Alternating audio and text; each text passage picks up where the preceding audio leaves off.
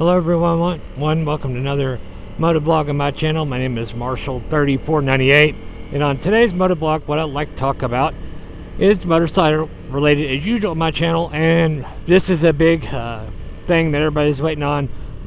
Yamaha has finally announced the R1 will be out. Probably this is recorded in October of 2024. Everything I've seen online about it, bike's gonna be released as a 2025 model, probably in March or April of 2025. Not really seeing anything, a definite release date, but that's a guesstimation at this point. Now, I'm going to go over you what my thoughts and opinions are about the bike, a few specs about the bike. If I get some of these specs wrong, please don't hate me in the comments and be like, you're 3 pounds off or 3 horsepower off. This is a general overview. This is a podcast. I am not riding the R9 right now. I am riding my 2024 Honda 300 LS, CRF 300, if you want to call it that as well. So I'm not riding the R9 from Yamaha. I'm not clickbaiting it. I just would like to have a discussion about it in the comments. Now, on to the topic at hand. So the R9 is coming out. It's, from what I've seen, it's going to have a different ECU than the MT09 that motor is used for, and that motor is also used in the Tracer 9, the the more sport touring version of basically the MT09. It's a direct. I don't think the motor, from what I've seen, like I said, is the motor is exactly the same as far as like internals and stuff. It may have some different camshafts from the ECU, but it definitely has a different ECU because it's a more track focused bike.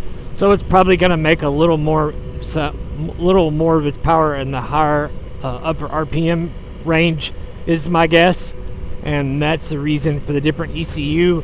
But the bike has tons of of safety and electronic aids, including 5 rider modes, like Sport, Rain, Standard, 2 customizable. You can turn ABS completely off, front and rear, for your big track day enthusiasts that say, I'm good enough rider without ABS. Turn off, please. And you can have your wish on that as far as turning the ABS off. So that being said, I'm sure there are different variations of ABS, as far as like more aggressive, less aggressive in some of the rider modes. And I don't know how, if you configure the rider modes to that, like some bikes, or if it's a separate setting altogether. That remains to be seen yet, because nobody's done any, first rides or any official stuff on it other than talk about specs at this point. So, that being said, the bike is, in the US anyway, what I've seen is, again, don't quote me on this, I may not be completely right, $12,500, and I think I even seen somewhere that it's $12,900. So we'll say right at $13,000 for argument's sake, before taxes, dealer fees, etc., and blah blah blah. So sub 13 grand. You're getting all that. Bike makes 113 horsepower, 58 foot-pounds of torque. Of course, it's going to have a quick shifter like most modern bikes do. ABS, traction control, and everything is adjustable, I'm assuming. Don't know for sure.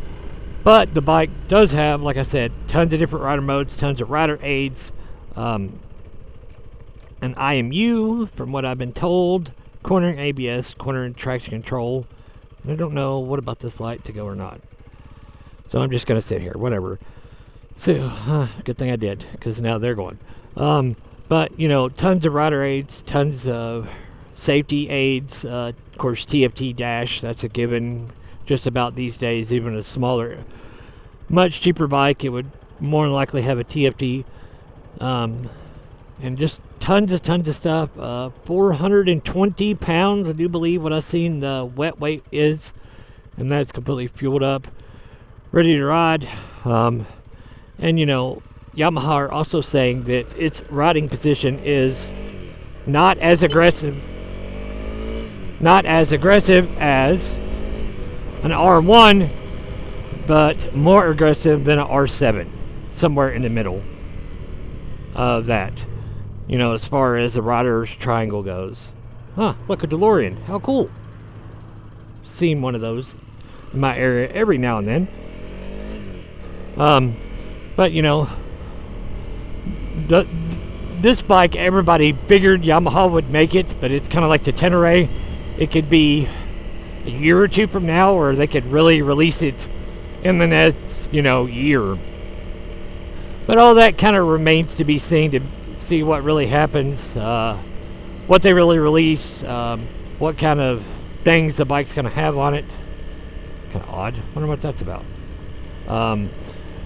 As far as everything that's going to be on the bike, nobody knows really 100% for sure, but I can tell you this: I have ridden a Tracer back when, I think it was still a Tracer, or wasn't it? I can't remember what it was. Anyways, it was a generation of that bike, of the Tracer 9, when it was a generation before that. I can't remember what it's called now.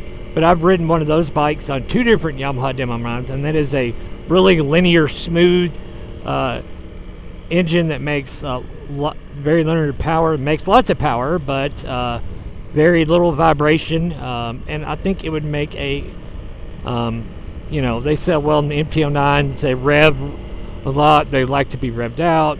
And it's just a very good motor in a platform. From what I've seen also is the R9 is a completely different chassis, and it has KYB fully adjustable suspension, front and rear, and Brembo brakes. So you get all that with the Japanese reliability, lots of doodads, lots of stuff that's very helpful. Really, people, I hate it when people do that. You're riding a motorcycle and you're all by yourself in your lane, but they figure they can be right on the edge of that lane, and they're like, well, I'm still in my lane, I'm just borrowing a little bit of yours. No, get over in your lane so I can have all of it, please. Thank you. Sorry, but people annoy me the way they drive and don't have respect to motorcyclists. It's quite annoying to me. But like I said, this is a big thing for Yamaha. It makes them compete in that middleweight category as far as middleweight and displacement. And it's basically for all those who are missing the R6. If you kind of think about it, it's the same weight as R6. It makes about the same power. It's just a different version and a newer version of an R6 that actually makes some more